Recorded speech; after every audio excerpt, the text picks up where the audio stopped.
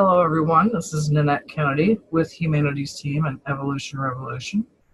And we're going to read the closing, which is, I think, like 2 minutes worth of reading of Friendship with God.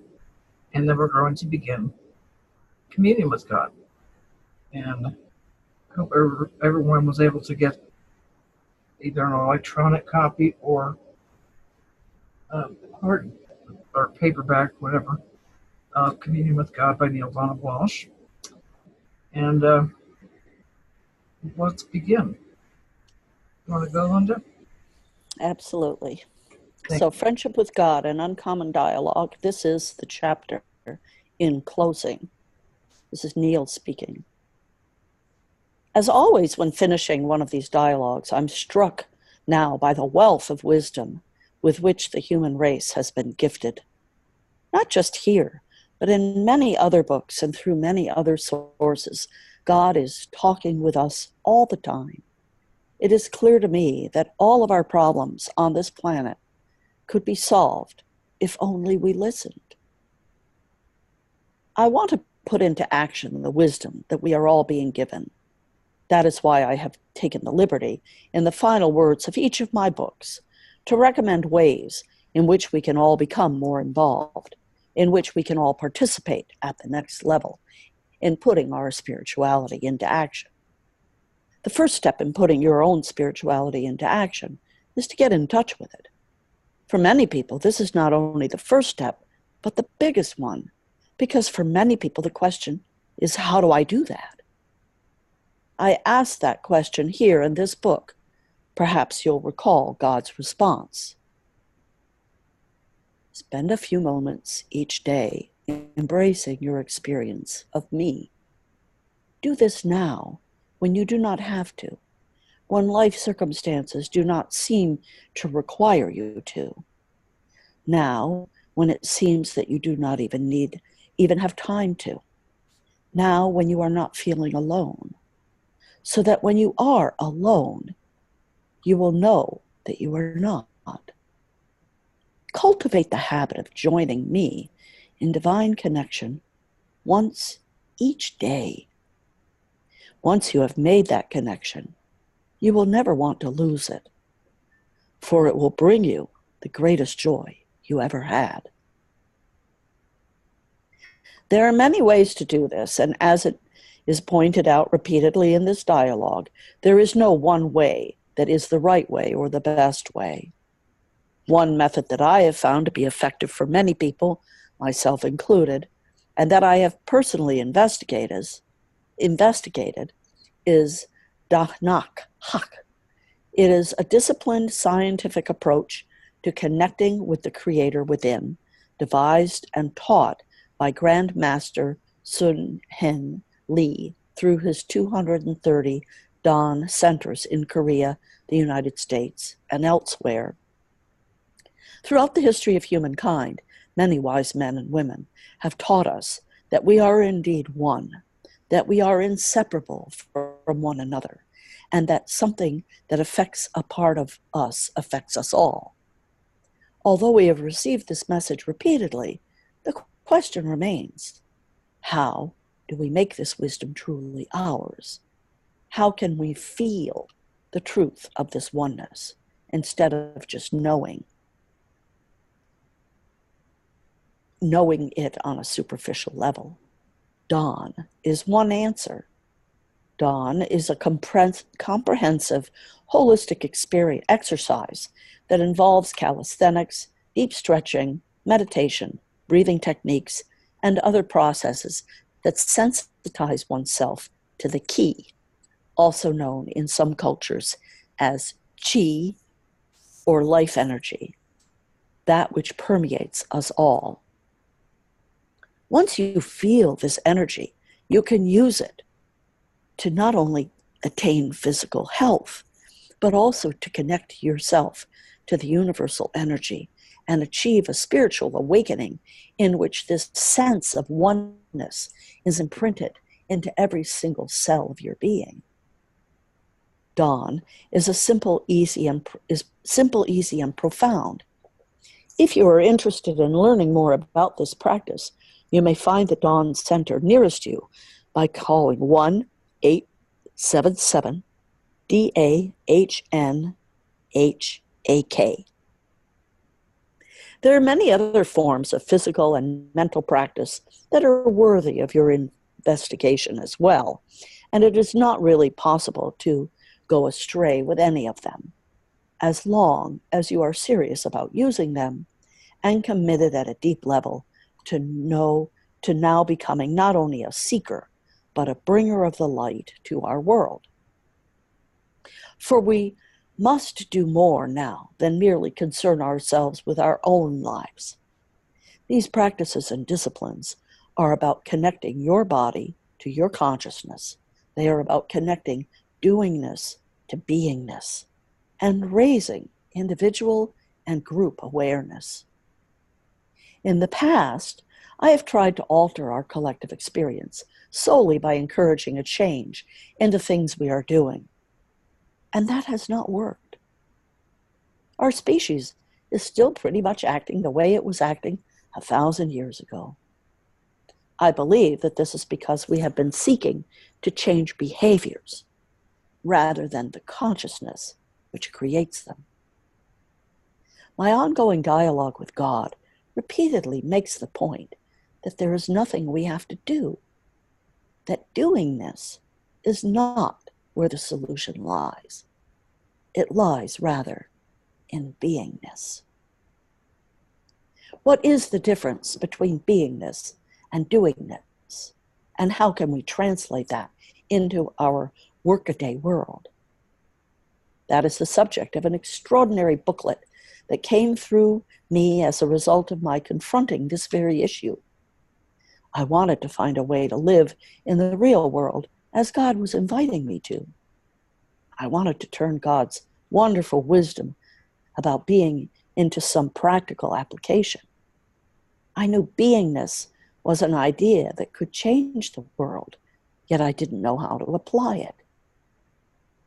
Then it came through me in one weekend during which I felt nearly obsessed. All I could do was write, and out came a booklet called Bringers of the Light. It provides real-world answers to one of modern life's most important questions: how to find right livelihood, how to make a life rather than a living. We all have to spring ourselves free from the day-to-day doingness trap if we are ever to become, as God invites us to become, a light that can truly light the world. Recreation, the nonprofit foundation that Nancy and I founded to continue spreading this message of this dialogue, has published this little booklet. And I hope that every person who has ever wondered how to move from doingness to beingness in their life will read it. We named the foundation Recreation out of our own understanding of the purpose of life, to recreate yourself anew in the grandest version of the greatest vision you ever held about who you are. Hang on, I need to clear my throat.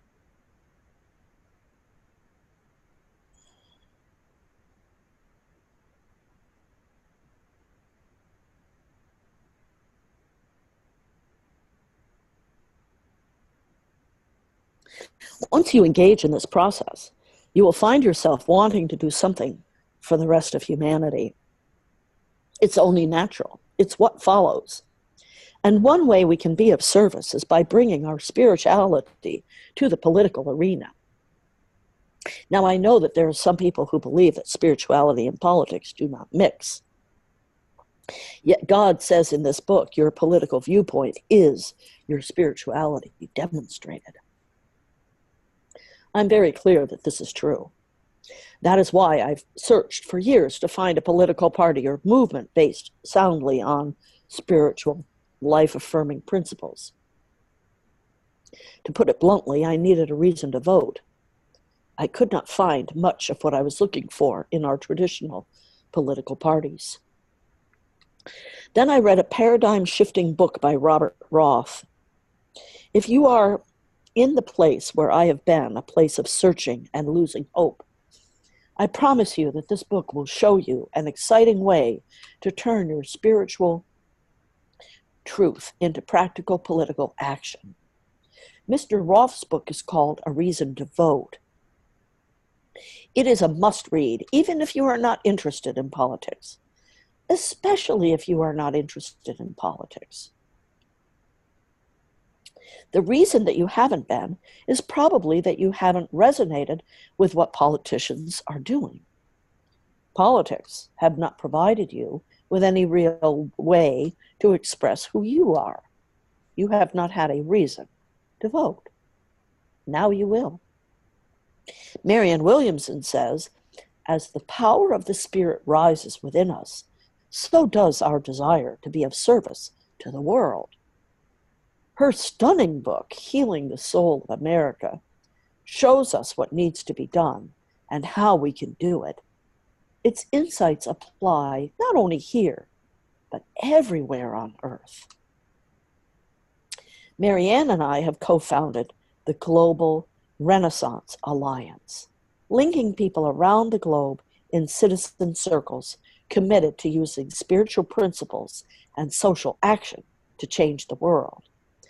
This is the most exciting transcontinental spiritual political movement of which I am aware, and numbers among its board of directors: Deepak Chopra, Wayne Dyer, Tom Hartman, Jean Houston, Barbara Marx Hubbard, Thomas More, Carolyn Miss, James Redford, Gary Zukav, and others.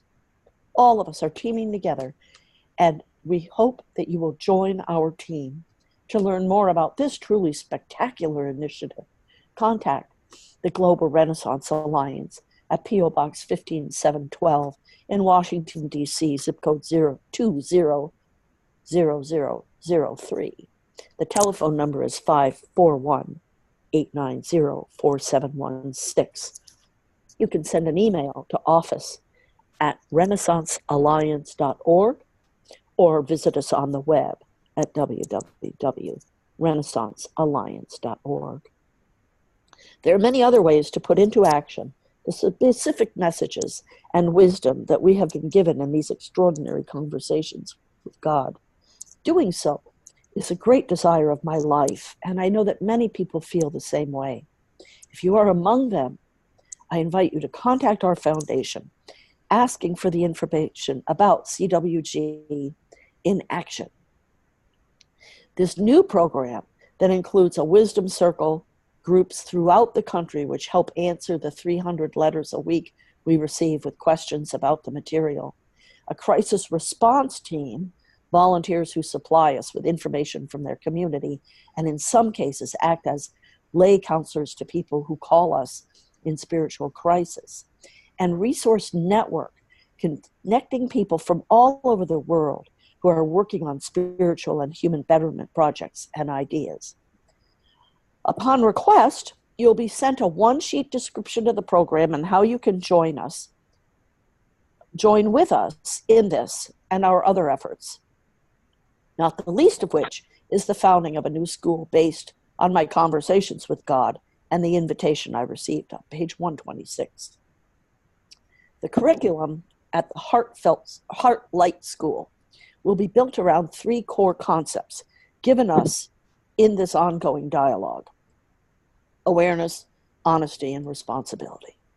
It will lead children to experience and further develop in a natural way the understandings that already reside within them.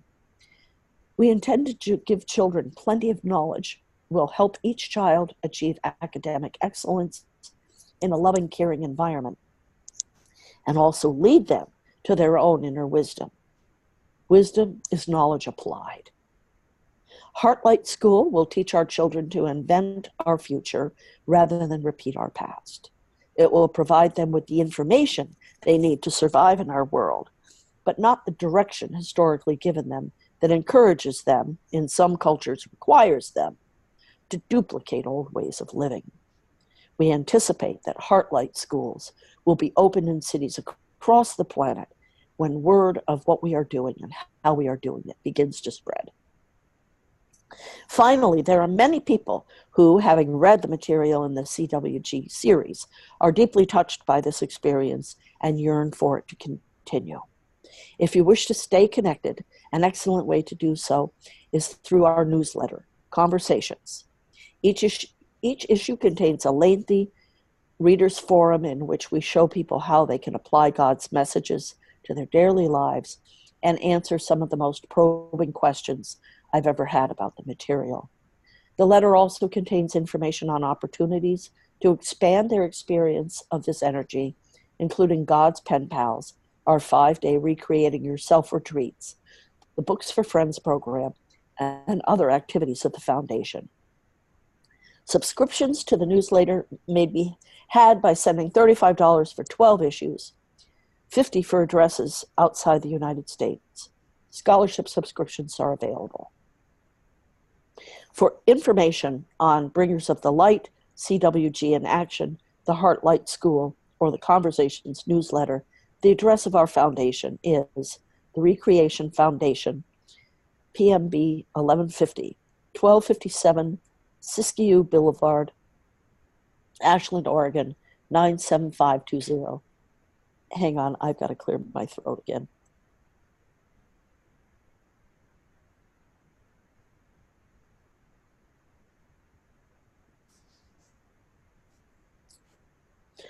Telephone 541-482-8806. Email recreating@aol.com. On the web at conversationswithgod.org. Whether you read any of these books or extend the impact of your vision for the world through the work of any of these organizations, I hope that you will join in partnership with me in spreading the new gospel. Should you do so, you will be helping to produce a fundamental shift in our collective consciousness. This shift can produce a change in our religious, political, economic, education, and social values of such proportion that it could herald a golden age. For as all people develop a new consciousness about God, they will develop a new relationship with God, abandoning at last the notion of a vengeful, retributive, untouchable, unknowable deity, and developing a working, functional friendship with God. Powerful as this will be, of even greater importance will be where this new friendship will take us. Not only to an experiential awareness of our deep connection with the Creator, but also of our essential oneness with all living things. That in turn will bring an end to the belief that has produced so much misery in our lives, the belief that one of us, or one group of us, is somehow better than another. This book sends a huge message about that. I hope you will join me now in spreading that message. Join with me in this partnership so that in the 21st century and earlier, rather than later, we will see religious leaders, political figures, educators, and social scientists of every persuasion accepting God's invitation and proclaiming, ours is not a better way, ours is merely another way.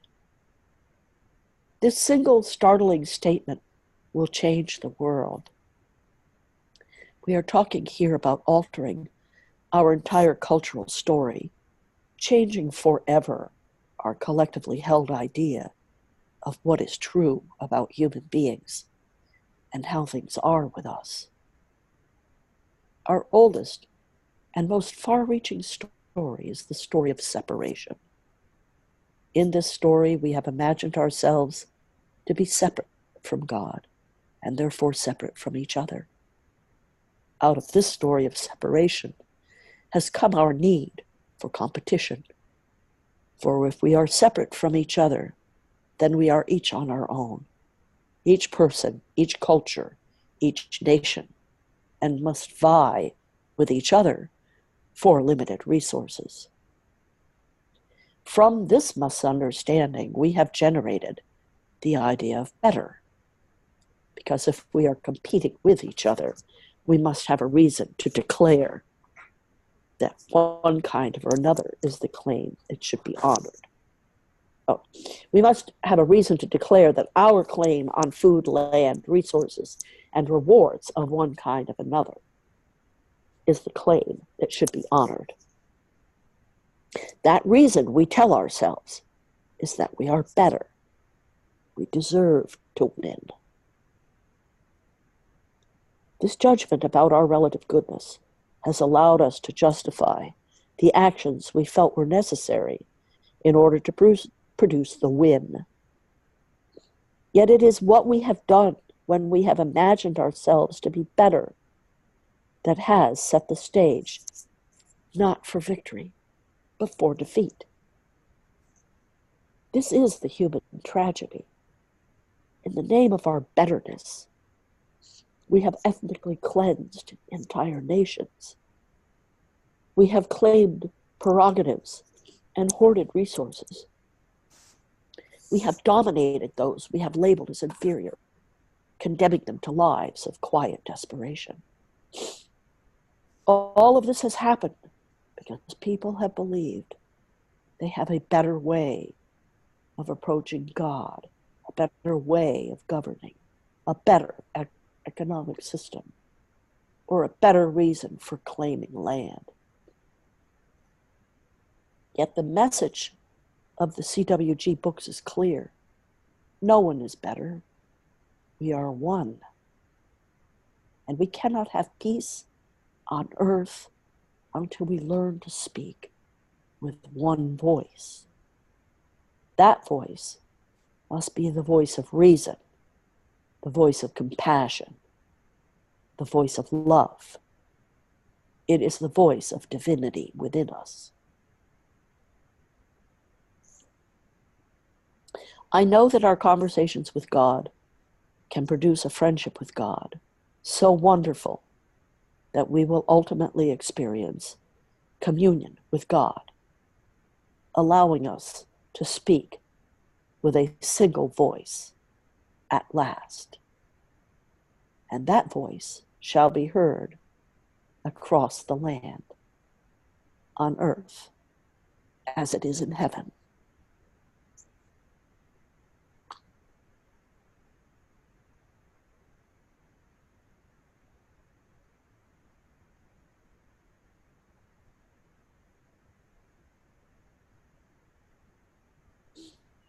It's the longest 2 minutes in the world, Nanette. I know. For some reason, when I looked at it last week, I thought it was like 3 paragraphs. But, yay, I was wrong. Something that crossed my mind. Well, somebody else start the conversation while I look something up, if you will.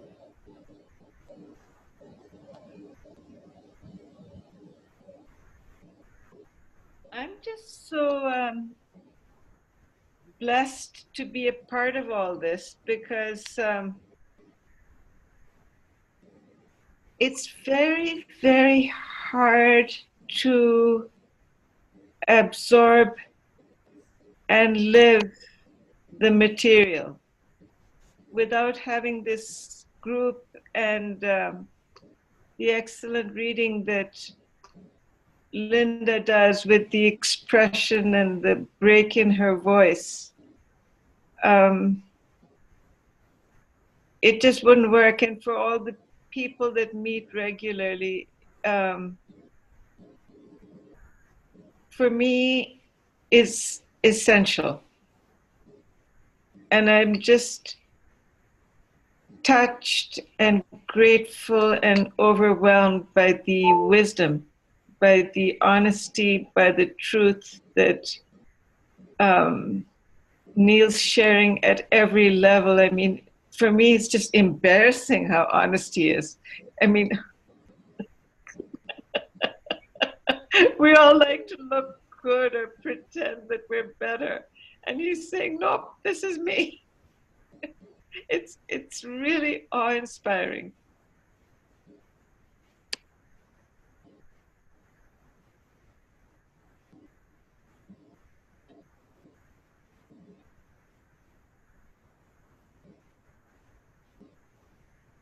Well, we're glad you're here with us too, Shavana. And what I was looking for, and I don't know why it came across my brain. It's going to take me too long to find it exactly. But I'm going to assume that everyone here has read or seen the movie Romeo and Juliet. And early in this very brief closing, something Neil said, which I don't want to take the time to go find it again, made me think of it. Neil said something about believing that we're separate, and we're not. And there have been, as an example, like Romeo and Juliet, a tale of two different families that I'm not even sure if they even know why they feel separate from one another, but they do feel separate from one another. And Romeo and Juliet realize that they are one. And so they run off and get married. And we all know the sad ending. But what I was trying to find is there's a monologue at the end of the play that talks about, this is what we've come to, is our family, our children have killed themselves over the fact that we can't get along and be one. And so, and this is something I do with television shows, movies, books I read. I can find some point of people wanting to move towards oneness for a long time. I mean, not every single movie or book, but I can usually find something. And I just thought it was an interesting thought that bleeped into my head. Over.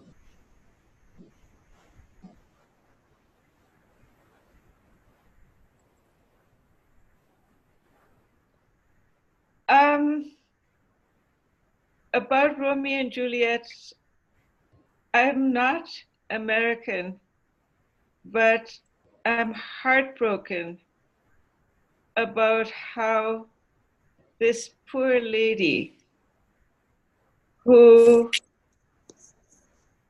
got up because of her conscience and described the sexual assault has just been brushed aside like Anita Hill. It's as good as a death to me, because the separation between men and women is what it's about, between might and strength, and using the system to basically trample on the feelings and bodies of women. Has anyone seen worse separation than that? I certainly haven't. I feel essentially heartbroken, not just for America, because this is happening absolutely everywhere. It's much worse everywhere else. It's just that the Americans like Neil have the courage to display their nakedness and their unfairness. But this is universal in our planet, in our time. And I'm just sad the way I was sad when I watched Romeo and Juliet or read the play or something. It's just tragic, nothing less.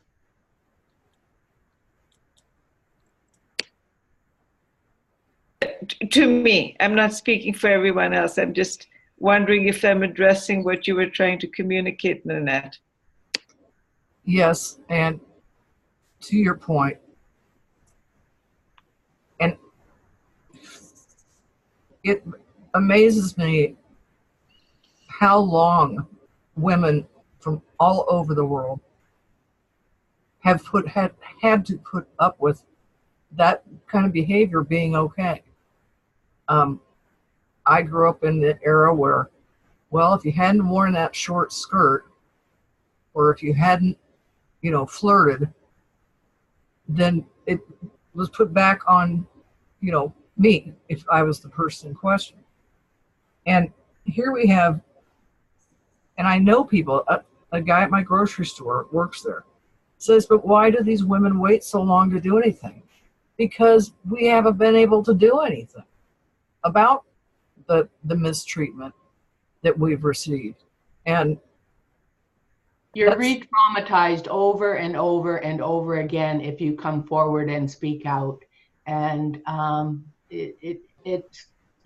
when it makes me very sad. It makes me very sad that, you can say, well, she's credible, but then why don't you believe her?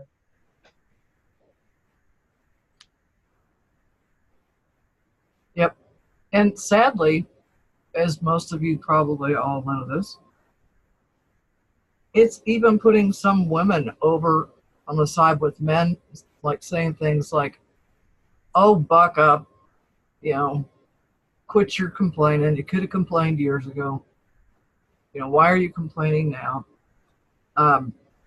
Yeah, they make their abuse okay. Yes. Well, the lack of leadership on a global level is, and the amount of denial and the okayness of being deceitful is really a deep wound in our human psyche. If you will allow me, may I capitalize on the deep sadness that we're all feeling right here, right now, to do the meditation, because I believe that this is in the air. Like, this is the collective, mankind's collective feeling right now. And we need to bring it as a group to its destination, which is, we need God's help. The women have been, like everyone said, particularly Linda and Nanette and Christine, like, we've been putting it up with it for so long. And now, because of the central message here, which is get in a group and help God and let God help you. So if it's okay with you, may I do the meditation now to basically reverse the tragedy of Romeo and Juliet? Yes, it's fine with me. Fine with Can I- everyone else.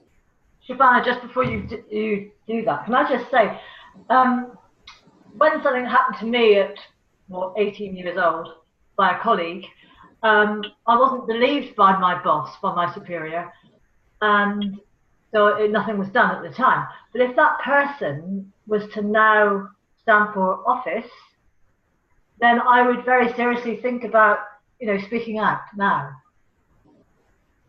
It would make that difference, surely.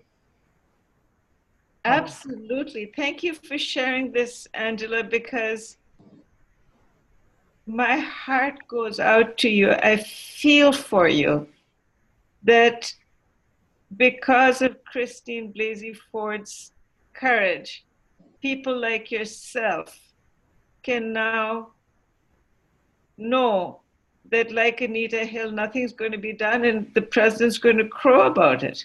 He's just simply delighted. He's happy. They're higher on their high horse than they've ever been. And it's accepted.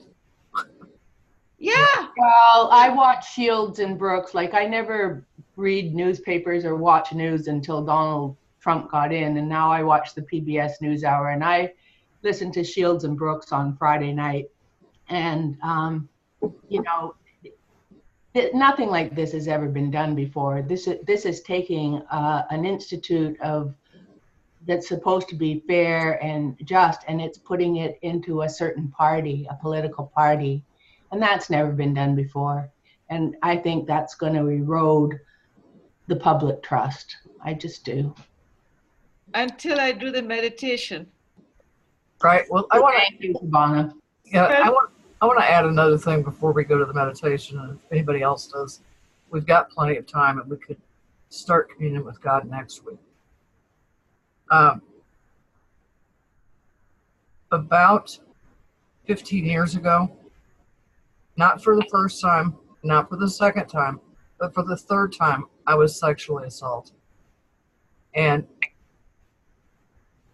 I was a server in a restaurant, and it was a regional manager, and I was bending over to get some salads out of this refrigerator, and he kind of grabbed my butt. And so that flipped me out, so I just moved away from him. But a little later, like a half hour later, I had a big stack of dishes that I was carrying into the kitchen. He said, "Here, let me take those for you." And he did this with my fingers. And I was so horrified. And I took it to the highest level I could take it. And it just, you know, it was my word against his. And what was really upsetting about that, if anything like that ever happens to me again, especially where there's a lot of people around, and this isn't very spiritual, but I would take my knee and put it you know where, so everybody would look up and say, well, wonder what he just did. Because we don't have the backup that we need as women still. See, and I think, you know, like Shabana, you were talking about how happy Trump is. You know, he's happy because his political agenda is being fulfilled. And it doesn't actually, like in his mind, it doesn't have anything to do with women.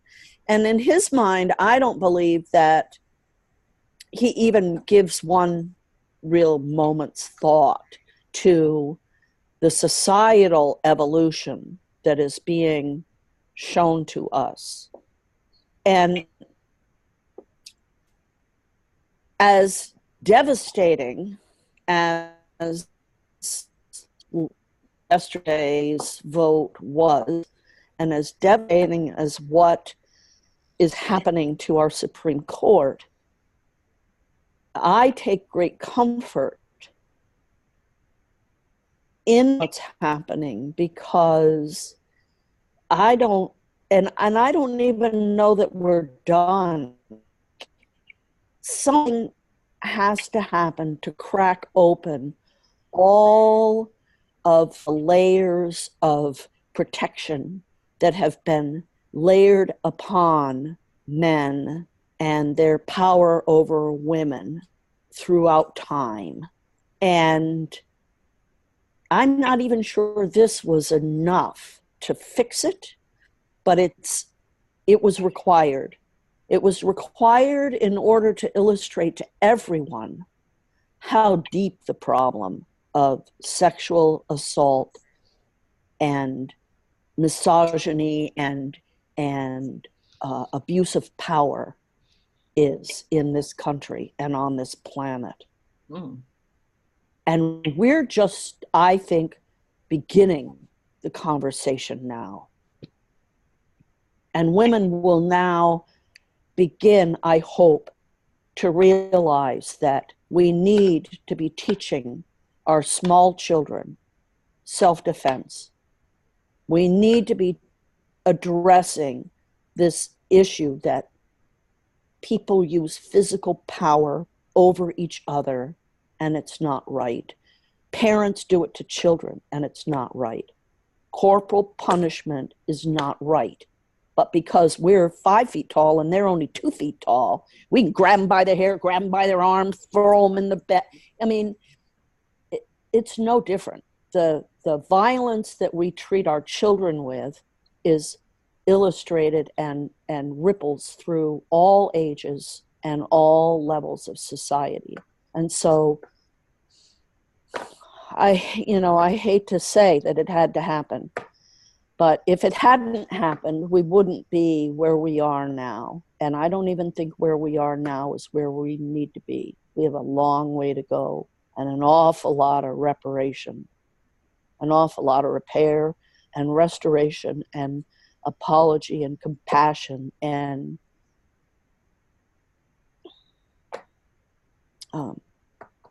I guess I'm complete. One more brief thing for anybody that's watching this in the replay form. I know that there are good men out there. I know there are good men out there. I've been with one for 42 years. Right. And, I've been with some good men. So I don't want this to come off as a man-hating snippet of this phone call. Over. No, and I'm glad you brought that up, Nanette, because it's not just women that are being awoken, and we're not hearing the conversation about what the men are saying. I mean, I hear it from my husband. My husband who would never, has never, I'm 100% certain. And there are men that know how to treat each other, everybody, with respect, and who don't use their physical strength or their, sexual prowess to overpower people and to get their way. I know that there are, because I'm married to one, and you guys have men in your lives, but those men have to stand up and start talking and start telling the other men it's not okay. I remember weeks ago, months ago, maybe it was a year ago, there was something that happened in this administration and there was some excuse about, it's just locker room talk. I can't even remember the specifics of it, but the whole country was talking about how, it's just locker room talk. Baloney. Those people, the good people in those locker rooms, and my husband said that never went on in any locker room I was ever in. So these are choices that men make. And the men are going to have to stand up and start teaching the other men what's acceptable and what's not. And as I've often said in these calls, all compassion is self-compassion, and we have to have compassion for the conditioning of our divine masculine and for the conditioning of our divine feminine. It is compassion, self-compassion that will make the change, right? It's not cruelty, it's not dominion. Right. And they've been programmed as incorrectly as we've been programmed. Right. We got to all help each other get through this. And I see this group, as many of you know, I also do the gene keys, and both Scott's and my SQ gene key, which is a spiritual quotient. We know about IQ and EQ, but we're just as a species starting to learn about the spiritual quotient, which is your 0 to 7 years on this planet, which is where most of the conditioning takes place, is gene key number 2, which is, we have different lines, but it's the divine feminine, and it is dislocation, orientation, and unity. I became a community development social worker long before the gene keys were ever downloaded into Richard Rudd.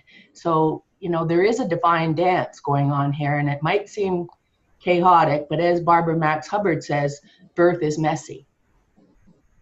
So we are giving birth to the unity consciousness. In this small group that we've been together for so many years now, we are giving birth to that. Thank you, Christine. Mary, did you want to say something before we go to the...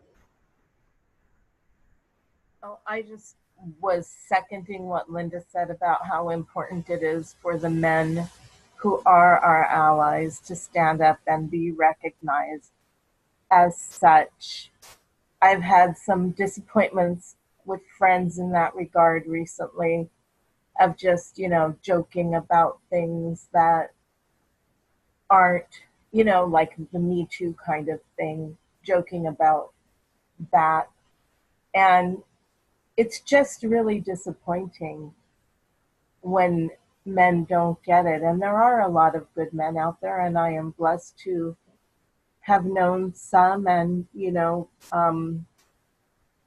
but it's very disappointing when someone who seems like they should be a natural ally to women in this situation don't display that behavior. And it's like, Black people can't end the racist, like, structure that's holding them down. This is the same.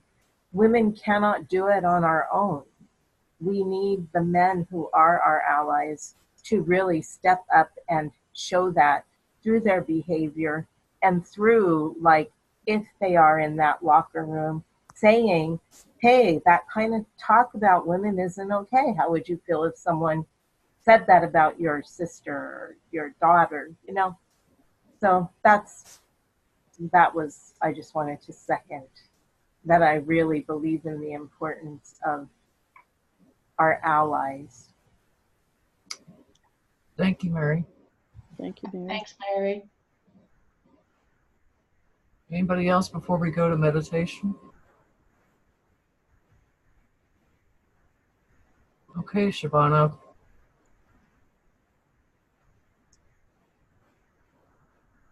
Almighty God,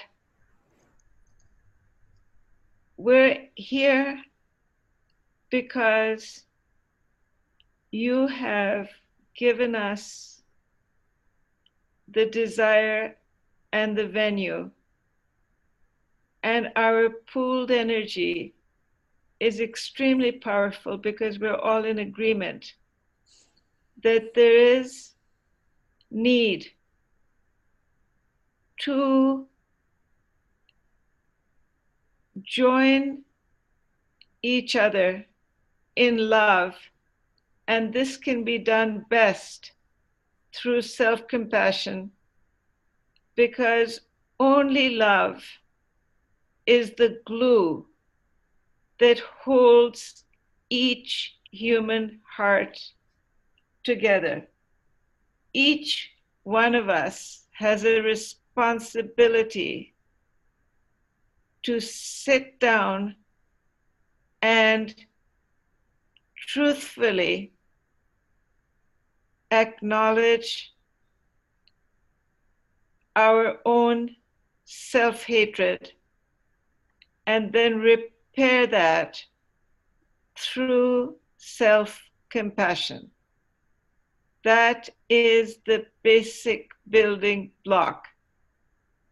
To see men as other or as allies continues this civil war which is within the individual heart.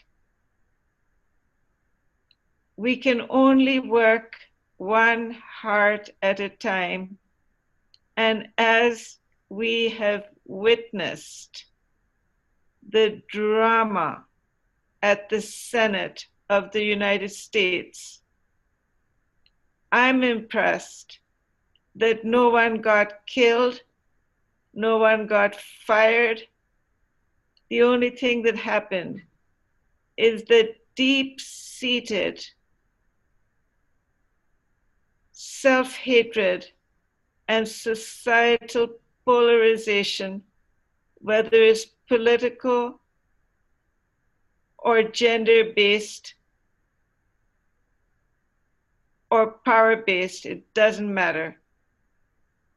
All we've seen is an explosion of what's being hidden and far more violent in other countries. And Brazil and many European countries are now empowered by the American president and the Philippine president to just engage in more of the same. So here now, we are calling upon you to bring love and healing, to revive and resurrect Romeo and Juliet, because they live within each of our hearts.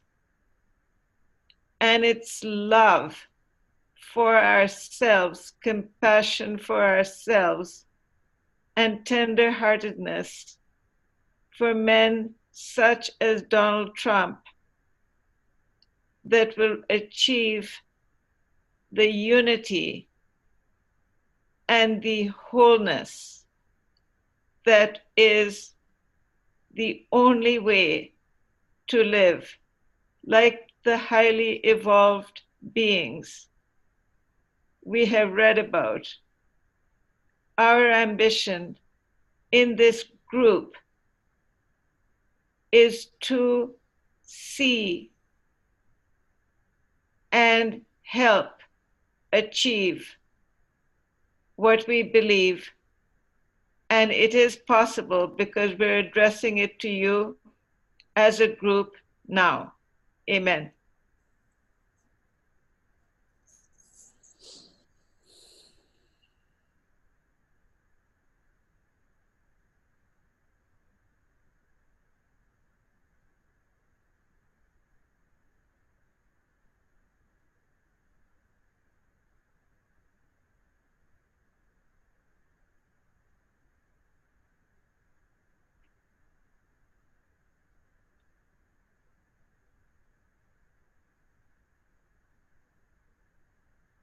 Our ambition and desire is to be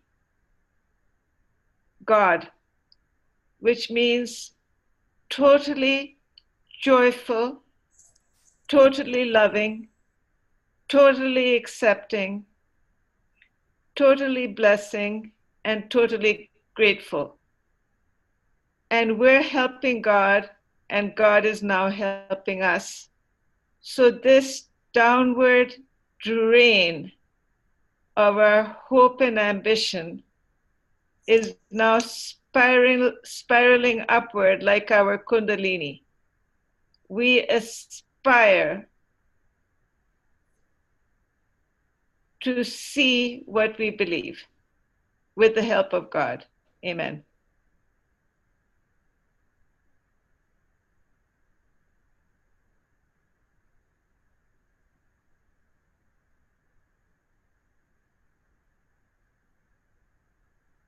We see the future that Linda has talked about, and we know that it can be achieved when the matrix from heaven is called forth, that the violence and the messiness of birth can actually be loved into an easier and more harmonious event, process, procedure.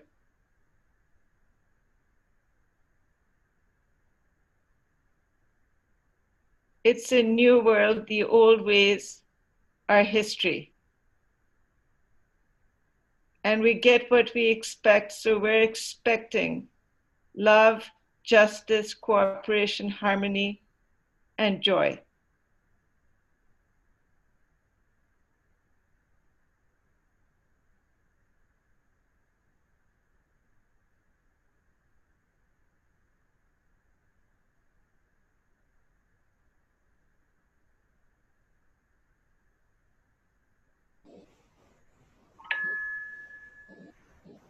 That was absolutely stunning. Thank you, Shabana. Shabana. Thank you, Shabana. Very, very powerful. Thank you. I believe that this is God's desire. He wants to heal this mess. Yes. I really believe it. And I know that this group is doing something big. Yes, we are. And the biggest thing we're doing, in my estimation, is that we never ever give up. No matter how many times we fall down, we stand right back up and we keep on going. And, you know, the divine loves that about the people, about our human family, those that never give up, that don't fall prey to the politics of fear. They just keep going, keep Well, going. at the base of every virtue is courage. Yeah, exactly. And this group is very courageous. And look at how long we've been together as unity consciousness. Mary, did you want to add something? Oh, no, I just said thank you before. That's why I unmuted myself. Okay, no worries. It was very powerful. Yep, no worries. And I just want to say that everybody in this group means a great deal to me. And one of the things that I think is absolutely stunningly awesome is that we dare to go naked in front of each other. And it's a real healing group. And we've got the space where we can talk, because, and I know we're going over a minute here, but we can't be in a place where we can't talk about the things that need to be improved upon. And you did such a great job, Shimano, that it was just beautiful, because you kept reminding us, and Christine, you kept reminding us too. I just have to say one last thing. I'm sorry, but it's got to be said. As a Pakistani Canadian with an American education, I have renewed respect for the United States after this particular drama, because the whole world watches the US, Hollywood, and the consumer culture, blah, blah, blah. They're fine. Everyone can bitch and whine about them. But this is truly impressive, because you're being naked and everyone's got far more skeletons in their closets. But you guys actually, like a Hollywood movie, display them. And to hear Anita Hill being interviewed on Canadian television and blah, blah, blah. We're always talking about, oh, isn't the States in trouble? Well, we're all grateful that you actually air your dirty laundry, because we've got far more. Well, I truly believe in my heart, and my heart tells me that the United States of consciousness came into being as world leaders, right? Yeah, and I second that motion as the other Canadian here. It's not often we do that. Well, Canadians are very self-effacing by their nature, right? We're just... Yeah, but we're at least as bad as anyone else, except we whitewash it. Yeah, I think Canadians are a very kind nation, actually. So I don't believe that. I think that Canadians, by their very beingness, are very kind. I agree with you. You and I are kind, but look at our natives. Look at how blacks are treated. Look at many, many injustices here, which we sneakily hide under the carpet. Well, you know what? It's the capacity of our First Nations people to demonstrate forgiveness, and they are demonstrating forgiveness. I mean, we closed the last residential school here in BC in 1994. I've been to Alert Bay, and the capacity of the First Nations people, who knew, by the way, 500 years before we came and dominated them, they knew this story was unfolding. And they, my first boyfriend's mother was a Mohawk and from the Six Nations, and she survived the residential school. Now, she was a heavy drinker. Do I understand why she was a heavy drinker? Of course I do. you know, you've been treated like that, taken away, told you're not good enough, sexually abused, whatever. And, you know, I'd want to sedate too. You're a gem, Christine, and you ruined my argument. Anyway, I love you all. I've got to go now. Okay, love you all. Yeah, happy Thanksgiving. Oh, to that's everybody right. tomorrow. Happy Thanksgiving. Okay, bye. Love you all. Bye. Bye, Christine.